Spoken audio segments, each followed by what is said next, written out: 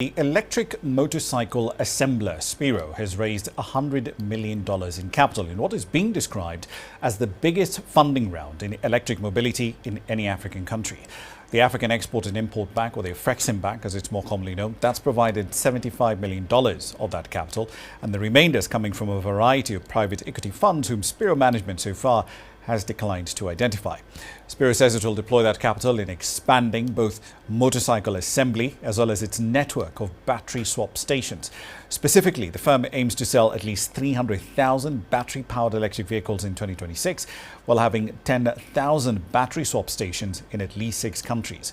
For comparison, if Spiro does manage to actually hit that motorcycle sales target next year, that will be twice the sales volumes of Harley-Davidson in 2024.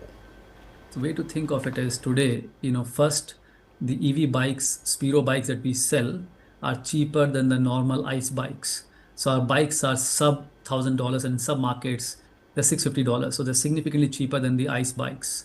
Secondly, the cost of operation for the riders is about 30 to 40% depending on the market cheaper than the ICE bikes. So from an overall cost ownership perspective, it's about 30 to 40% cheaper than the normal fuel bikes. And therefore, a lot of adoption happening.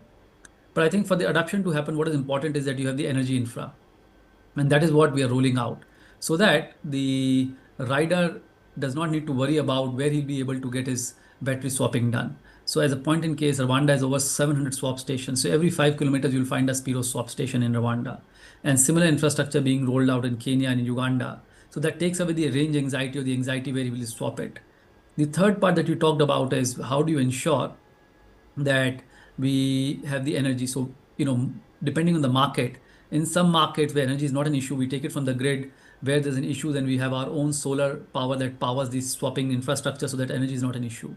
And lastly, because we are now able to have built a tech platform on top of our EV bikes, because each and every EV bike on the battery is IoT tracked, we are able to bring down, or the banks are able to bring down the cost of lending significantly.